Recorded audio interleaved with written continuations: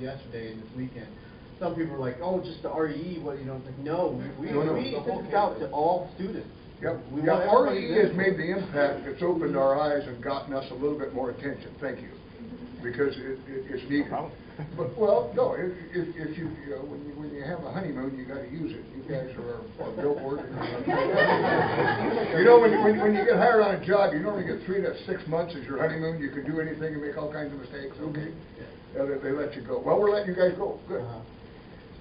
Anyway, so the idea that we had is compare what's out there. What will get us through the interim, and where would be best to go?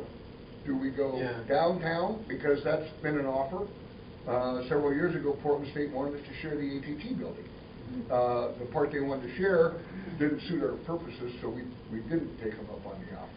The other part, we would have had to have been a tenant versus an owner. That makes a big difference on what we're able to do to move and accommodate. And how much we can control our future. Yeah, yeah. And see, we've already been kicked out of PSU twice. So we started at the PSU campus. You guys don't want the whole There's history. the whole history. Yeah, and I think what we're trying to get to here, and I think we are going to eventually get to, is we need to look at short-term solutions and long-term solutions. And that's the process that we're underway. And that's why all the rumors, because some of the things we're looking at, like lead space and all this other stuff, those are sort of short-term. What are we going to do right now to get the lab space you guys need today, you know? The other is looking kind of around the region and saying, you know, where is the places that have the good commuting patterns, where is this, where's that, where's the cost of the buildings, what kind of space are we looking for? So any rumor you heard could potentially have been true, because that's how much we're looking to try and figure this out and present options to the executive team, really, so that they can have make a more informed decision. And it's all, the short term we got to deal with real quick. The longer term, we have to get in line for money. And getting in line for money through the OUS system means we have to have a pretty thought out idea of what we want, and then that has to get in line before the Board of Higher Ed, before the legislature. I mean, it's a long-term process. So the long-term solution really is years out. But if we don't get in line right now, we won't even have a chance to deal with it longer term. So that's why a lot of this is going around. And that's why the email went out so fast. And we just kind of, let's just do this. Let's just get this, you know, so we can't get. So back to the room. Yes, we did look at we looked at a facility. We located a couple facilities that probably would have it. We looked at about a little over 100,000 square foot building that was down in Wilsonville. Thought it would have been nice, but for us it didn't have the assets, features that we have here. But we were charged with basically trying to find some alternatives, options, and cost comparisons of what could happen here. And that's why a downtown kind of went out, because of the price at this time. But it's getting depressed. Maybe a better price sometime in the future. But we've looked at way east, we've looked to the south, we've looked here, and we've looked a little bit farther over toward the west.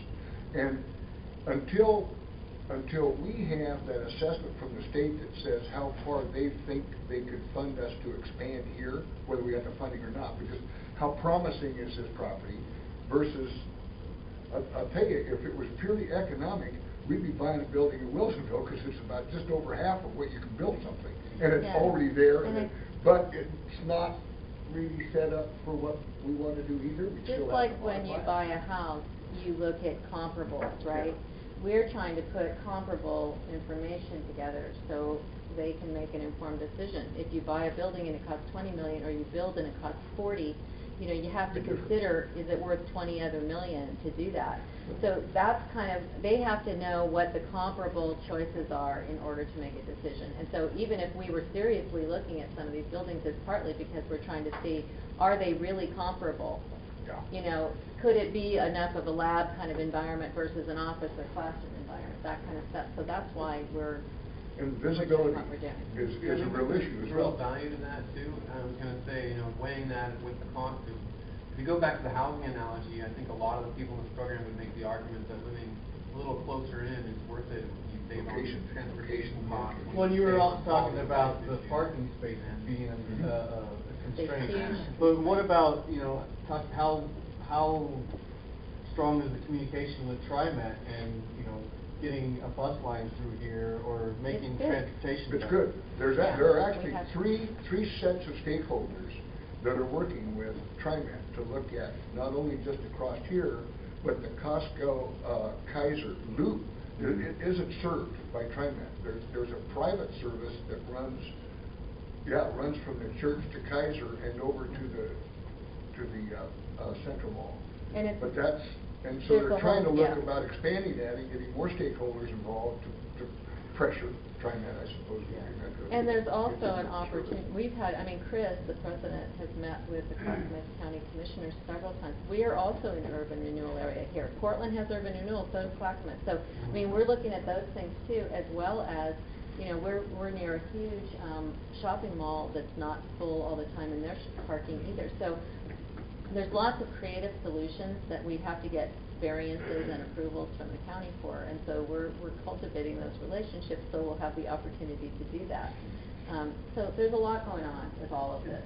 Is there any conversation about the possibility of sort of like using what we have, since we have a lot of classroom space here that's underutilized, and then we don't have enough lab space, is there any way we could kind of, divide those two uses and have maybe another building that's primarily lab and project space or lab classes? The move right now is, no matter what decision is made, it's not going to be made in time for any conclusion to accommodate what we need next term and especially next fall. Yeah. So today I'm expecting preliminary estimates on converting the gymnasium into an open lab area much like this. So that we can give you some elbow room that would probably carry us through a couple years until some kind of decision is made. And I say a couple years for a decision to be made. This decision will probably be made before that, but it's going to be a couple, 3 years before we see any action on it. Right. Getting in line for the We money, have to get money. and starting some construction. Now, it may not be that we have construction. Maybe one of those depressed companies down there is going to bail out and we can buy out whatever's there. We don't know what that decision is going to be, and I'm not part of that decision. What I make up is, it's going to cost this much to do it this way, this one costs this much, this one costs this much, and this is what I see as features and benefits to meet student need and accreditation requirements. Is there anything that we can add to that? If you're making the proposals to other people and basing the costs, is there any way that we could come up with proposals with alternative value? Besides Mike Pachella, as our communication line, what other ways are there for the student body to really be an active role in the decision? That we set up some committees that are volunteer-based, because Mike can't do it all by himself. No, Right. it's gonna take a lot. He can be a spokesperson. So, but I think that those committees should work with Mike, and report to him, and then he can facilitate. Well, and honestly, I think, we should think about what input's going to be valuable, because we've already been told kind of, we have enough options on the table kind of thing. It's like, there's too much information. This is enough to like think, are we going to stay here? Are we going to look for other property kind of thing? I think the information that might be valuable is, is for us to maybe even survey, for you guys to help us develop a survey of students so we can find out, like, where are people really commuting from? One of my committees is go ahead. One of my committees is a student outreach and just information gathering, so that we can find out really where all the students and their life resources stand, on transportation and, how important is it that the campus remains in Portland as opposed to moving out of Portland, Maybe I think ranking the that- priorities of those things. One other thing I'd like to add, and she had her hand up, but what I want to add there is, remember, we've got Campus East, Campus West. I don't know if you all And also. health. We've also got to realize we've got a major program on the OHSU campus. We have a downtown, and we have another major program that's housed somewhat in Wilsonville, but mostly at the Tualatin Valley Fire and Rescue. Sure was. And we've got some other programs that are just satellite out. So we're not just looking at here or Evergrande. That's pretty good.